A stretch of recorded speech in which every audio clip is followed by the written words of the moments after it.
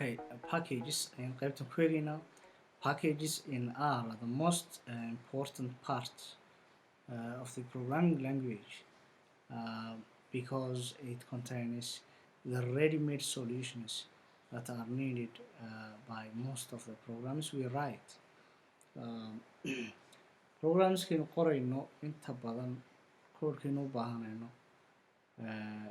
waxaanu ka helaynaa codes diyaarsan already la isticmaalo la tijaabiyey so we prefer to use these packages.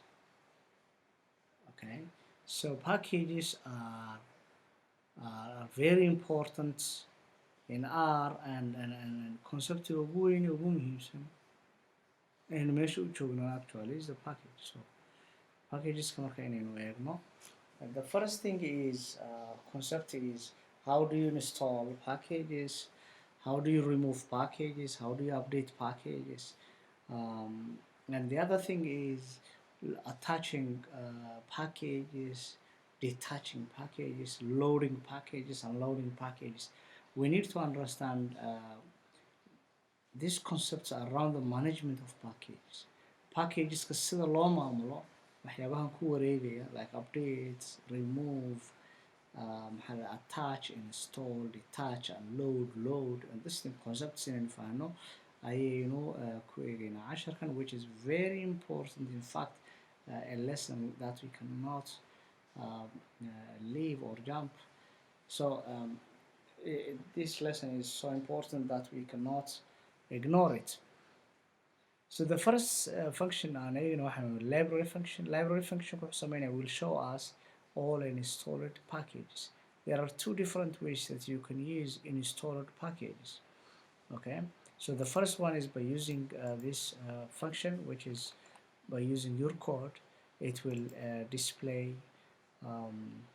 the list of installed packages. So we'll continue how we can use the code to access our packages. But wadada kalenu ku eegna by using graphical user interface. If you look on the right side, you will find the package type in the blue pan. So package tab haddaad tagtid, you'll see this list of system libraries.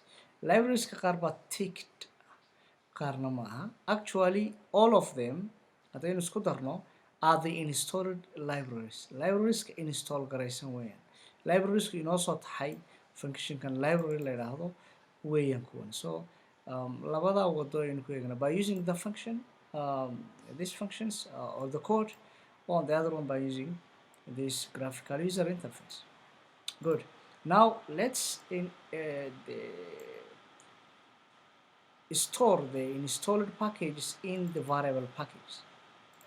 Halkaa ku store garayn, let's write that code. So you have this variable package which contains the list of packages installed. So click on button ka yara geeska ka xiga. That will give you every installed package and its detailkiisii iyo versionkiisii package namekiisa and so forth iyo meesha computerka ka yaalay, meesha pathku meesha computerka ka yaalay. So you can take this path and see the content of that library. But library walba gooni baad detailkiisa u baari kartaa. So you have the list of that's one way of view package will do the same. Package variable ka la yidhaha waxa ku jira all installed packages or function ka installed.packages la yidhaha gay. Then view packages wuxuu sameynayaa un buttonka yaraan click garayna wuxuu sameynaya. So let's run that.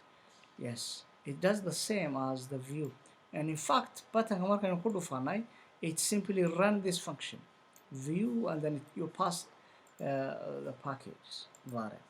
Search haddaynu eegno, let's go to loading packages. Loading packages iyo attaching packages ayaynu kala eegna. Loading iyo attaching. First, attaching is simply markaad packageka install garayno directly uma isticmaali karo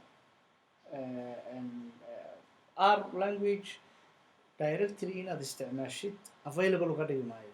Why? Because there are thousands of libraries qaar ka mid a resource intensive than RAM intensive oo kale computerkaaga ramkiisa xoog u isticmaalay ama resource kale xoog isticmaalay.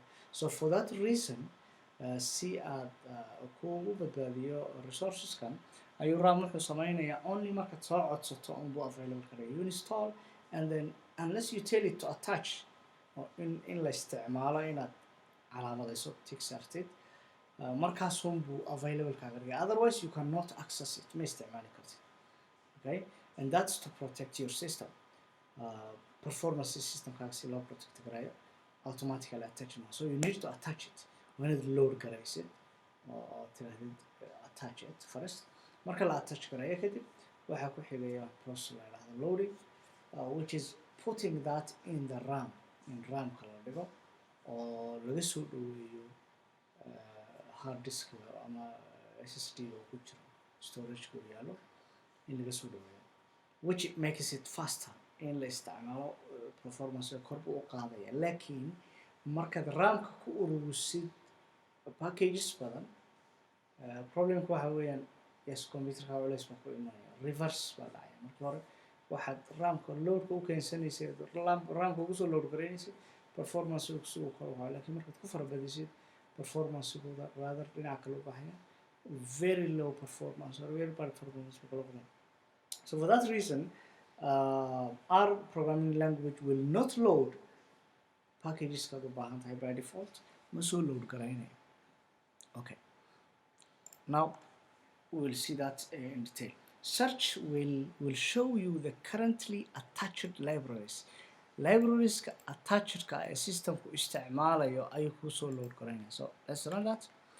We have around four packages for that are attached.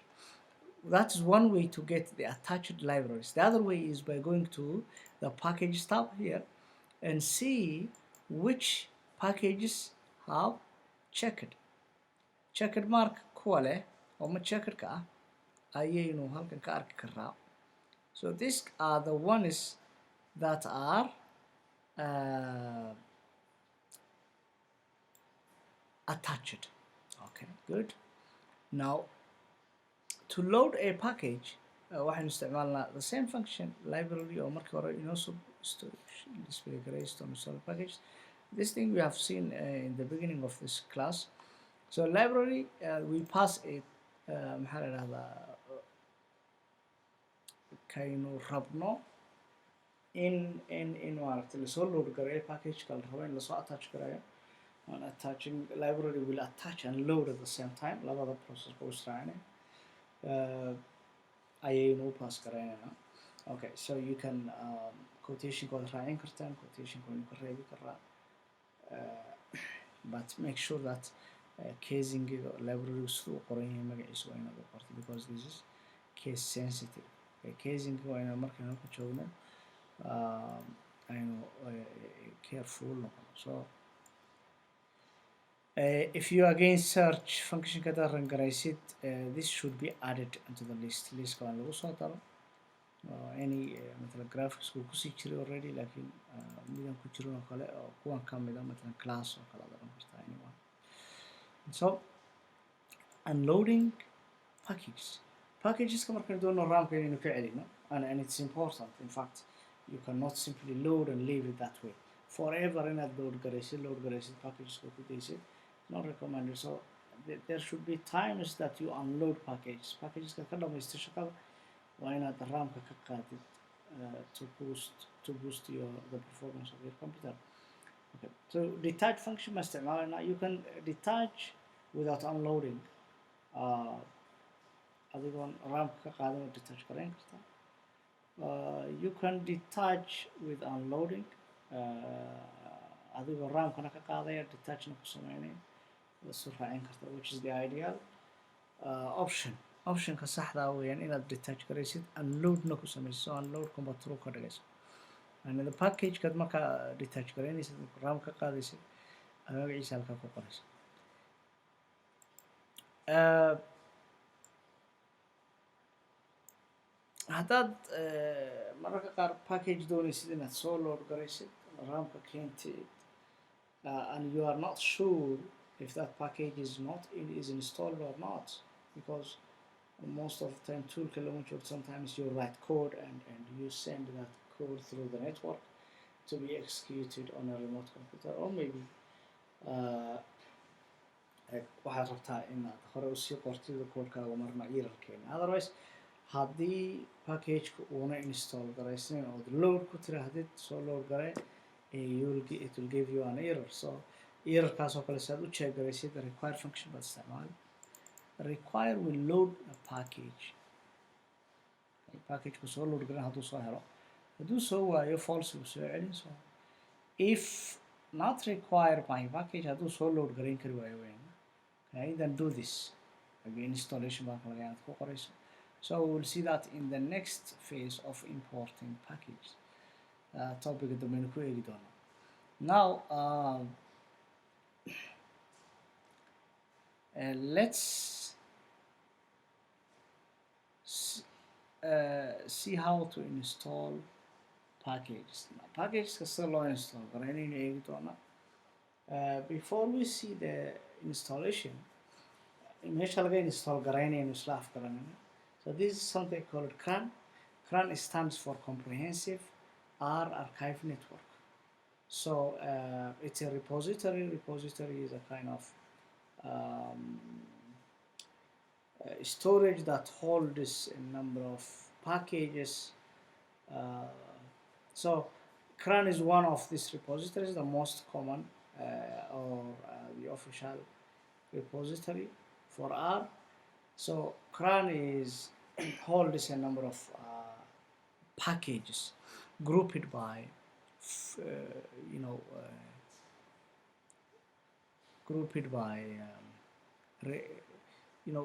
related packages are grouped together under some name. So if you run this link, if you go to this link, you will get maxaa la yidhahda waxaad helaysaan packageski oo group garaysan, mathalan inta caafimaadka meel la isugu geeyey, intii machine learning meel la isugu geeyey, maybe or so forth. So you will find many categories. Under each category you will find so many packages. So explore it and see what is possible, what's not possible. There are other R package repositories as well that you can use and explore. Bioconductor, Omega Hat, RForge, RForgeNet.net, GitHub, among others. Okay. So when you are installing a package, you may need to set the repository. Repository laga soo install garay meesha yaallo laga yaabaa inaad set garaysid. Okay. So set baad isticmaali, then markaasaad u diraysa. Matalan haddaad doonaysid in laga soo RForge oo kale laga soo install garayo, you set the repositories. The set repositories baa run garay. Let's run that. So set repository will give you a number of repositories: CRAN, BioCore, BioSeq software, BioSeq annotation, BioSeq experiment, CRAN, sorry, Omega Hat, RForge, RForgeNet, and so on and so forth. So it tells you to choose, and you choose, and then you go to installation and install a package. Well, that's when you want to install a single package. Hal package marka doonaysid inaad install garaysid. Installed packages, comma delimited a number of repositories, matalan 2, 3, 4 marka doonaysid inaad install garaysid, commaad u kala dhaxaysiin packageska, laakiin the same function baad pass garaynaysaa. Installed packages, but mar hal package kaliya u pass garaynaysaa, marna more than one u pass garaynaysaa. So you can experiment that, you can check it. Let's see one example here, which is installing from GitHub resource. maxaa la dhahdaa repository github repository marka install garanayso github repository markastoo la rabo in laga install gareeyo dev tools package la dhahdo ayaa qasab noqonaya in install garayno. So we will install that package. We'll install DevTools package. Then we need to load the library DevTools. kadib baynu GitHub-ka kasoo install karnaa. So GitHub-ka formulaha lagaga soo install karanaya ama formatka wuxuu noqonayaa developer name and then the package name. That's normally developer kale iyo repository name QM because GitHub-ku sida caadiga wuxuu u arrange karaa things in the form of repositories already. So repository name-kii iyo developer name-ka ayaynu soo saaren. Good. Then we load that library, DevTools library, and then markaas مثلا for example, let's see this. There's a developer called Harley, and here has got this library, dplyr. So you can run these things and see if it is the way we said or not. Check that. Okay, the other thing is updating packages. Packages markaan doonaan update garayno. Update packages baan isticmaalana. This will update all packages that needs updating, but on every package su-aal buu ku weydiinaya. Are you sure? So you don't want, if you don't want to see that, you may say update the package, ask false. So automatically wixii update u baahan iga update garay weeyaan. Don't ask me any question. So it won't ask you a question. Another way to update is you can go here and click the updates button over the packages. And then check for updates. All packages are up to date. So it says so. So maybe I have updated before. Okay, then the other thing is removing package. Package markaan doonaan remove garayno, remove function la understand. Remove the package. Okay, then package magaciisa inuu pass garay. Masalan package markaan idin install garaynay. One package oo samayn karaa. So more than one package hadda doonaan remove garayno, yes, we can pass it. Comma inuu kala dhaxaysiinayna x, then comma b, then comma c, so forth. Saasaynu samayn karayna. Another way graphical user interface-ka markaynu isticmaalayno oo aynu ku package-ka ku remove garayn karaa is button yar baa ka horeeya, buttonka yar baa ku dhufan karaa. It says remove package if you can see. Remove package buu leeyahay, so buttonkaas click garayn kartaa. And that's all for this lesson. In the next lesson we shall